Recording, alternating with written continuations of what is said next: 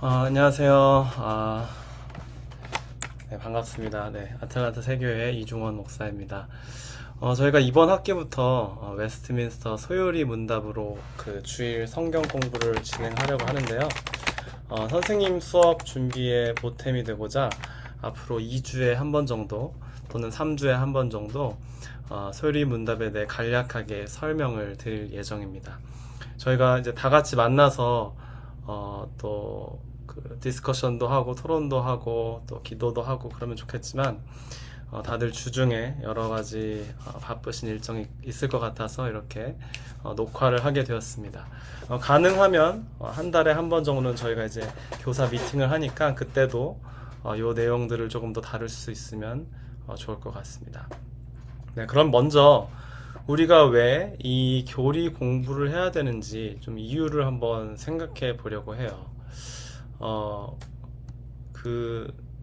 이런 질문을 할 수 있을 것 같습니다. 성경만 열심히 읽으면 되지, 굳이 왜 교리 공부를 해야 하나요? 네, 이런 질문 들어보셨을 수도 있고, 또 그런 질문을 마음속에 품어보셨을 수도 있을 것 같아요. 성경만 열심히 읽으면 되지 왜 굳이 교리 공부를 해야 할까요? 성경이면 충분하다. 하나님은 성경을 통해 우리가 알아야 할 모든 것들을 알려주셨다. 물론 맞는 말입니다. 하나님은 하나님의 성령으로 감동되어 기록된 이 성경에 우리가 구원에 필요한 모든 것을 허락하셨습니다. 하지만 동시에 우리는 성경을 제대로 읽을 줄 알아야 합니다. 성경은 바르게 해석돼야 되기 때문이죠. 성경을 바르게 해석하지 않고 내 멋대로 해석해서 그 성경 말씀을 이용한다면 그것은 더 이상 하나님의 말씀이 아니라 나의 주장을 뒷받침해줄 근거 자료에 불과하게 됩니다. 기독교 초기부터 시작해서 성경 해석은 여러 도전을 받았습니다. 그리스도의 성육신, 삼위일체, 그리스도의 신성과 인성, 또 죄 없으심과 부활 등 여러 기독교의 핵심적인 교리들이 성경이 분명히 증거하고 있음에도 많은 도전을 받아왔습니다. 사도 요한도 요한일서에서 그러한 이단 사상을 단호하게 배격합니다. 이제 요한 당시 그 영지주의, 그때 당시에 이렇게 영지주의 거짓 교사들이 이렇게 주장을 했어요. 예수님은 실제 인간이 아니었다. 인간처럼 보였을 뿐이다. 그런데 이제 요한은 요한일서 4장에서 이렇게 말합니다. 사랑하는 자들아, 영을 다 믿지 말고 오직 영들이 하나님께 속하였나 분별하라. 많은 거짓 선지자가 세상에 나왔습니다. 이로써 너희가 하나님의 영을 알지니 곧 예수 그리스도께서 육체로 오신 것을 시인하는 영마다 하나님께 속한 것이요. 사도 요한은 지금 예수님께서 육체로 오셨다라는 그 진리를 강력하게 주장하고 지키려고 하는 것이죠. 그래서 역사적으로 보면 기독교는 처음부터 이러한 교리를 의도적으로 만들었다기보다는 여러 이단의 공격을 받아내면서 기독교 진리를 지키기 위해 교회 지도자들이 모여서 기도하고 회의하는 가운데 나온 것임을 알 수 있습니다.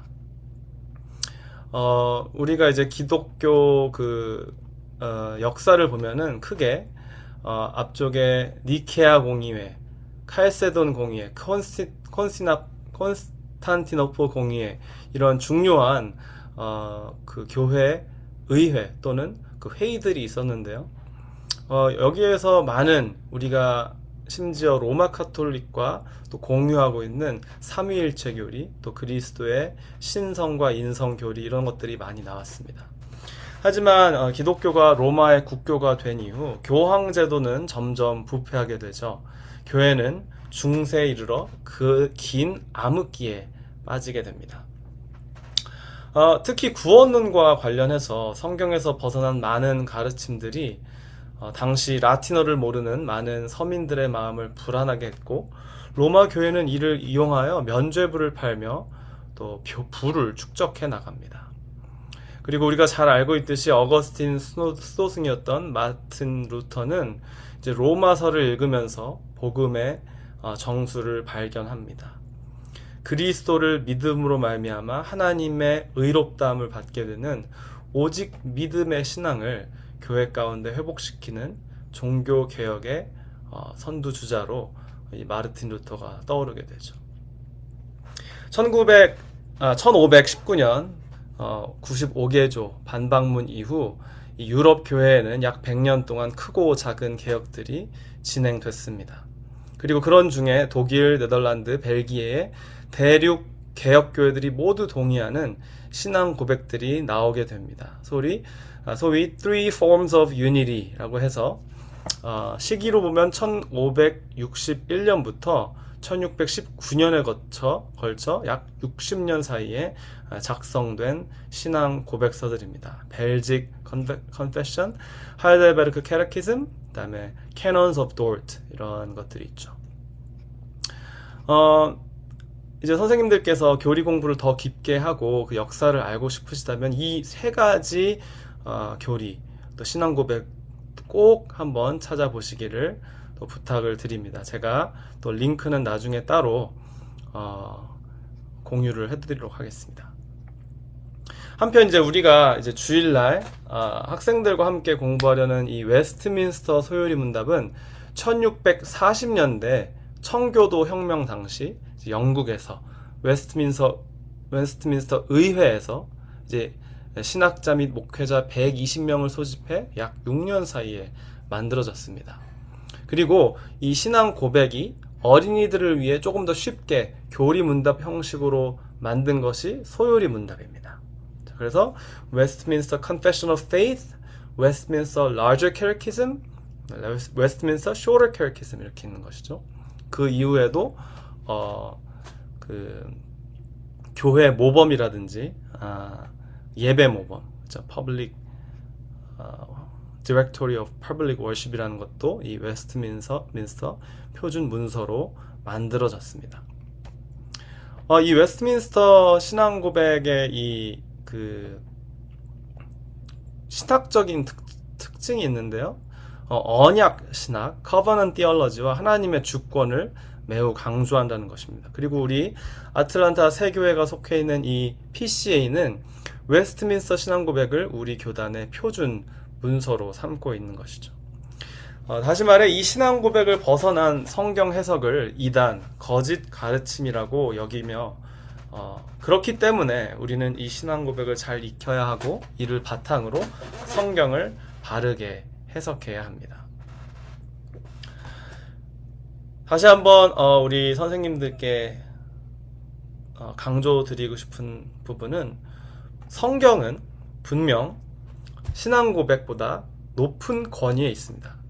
신앙 고백은 절대 성경을 대체할 수 없습니다. 그러나 이 신앙 고백을 통해 우리는 성경을 바르게 읽을 수 있습니다. 무엇보다도 지난 수백 년 역사 동안 증명된 제대로 읽을 수 있는 성경을 제대로 읽을 수 있는 툴이기 때문에 우리는 교사로서 이 내용을 잘 숙지하고 우리 학생들이 바른 해석의 이 툴을 갖고 성경을 읽을 수 있도록 도와야 할 것입니다. 자, 그러면 첫 번째 질문, 가장 중요한 질문일 텐데요. 이 첫 번째 질문부터 생각을 해보겠습니다. What is the chief end of man? 인생의 주된 목적은 무엇입니까? 가장 중요한 목적은 무엇입니까? Man's chief end is to glorify God and enjoy Him forever. 인간의 가장 주된 목적은 하나님을 영화롭게 하고 그분을 영원토록 즐거워하는 것입니다. 이 질문을 쉽게 바꾼다면 나는 누구인가? 나는 왜 이 세상에 태어났고 어디로 가고 있는가일 것입니다. 사람이라면 특히 이제 나라는 이 정체성을 고민하기 시작하는 우리 청소년들은 더더욱 이런 생각을 할 것 같아요. 나는 누구인가? 여기는 어디인가? 나는 무엇을 하러 이 땅에 태어났는가? 나 자신에 대한 생각이 많아지는 그 청소년들에게 소요리 문답은 나 자신이 어떤 존재인지 먼저 알려줍니다. 오늘날 너무나도 쉽게 당연하게 여겨지는 풍조는 내가 나의 삶의 주인이며 내 스스로 삶의 목적을 만들고 그것을 이루어 가야 한다는 생각입니다. 하지만 소율이 문답은 이러한 사조에 정면으로 반박합니다. 성경이 증거하듯이 이 간단한 문답을 통해 우리는 하나님에 의해 창조되었고 하나님의 영광을 위해 만들어졌음을 알 수 있습니다. 하나님이 처음 사람을 만드실 때 하나님의 아름답고 영광스러운 형상으로 만드셨죠.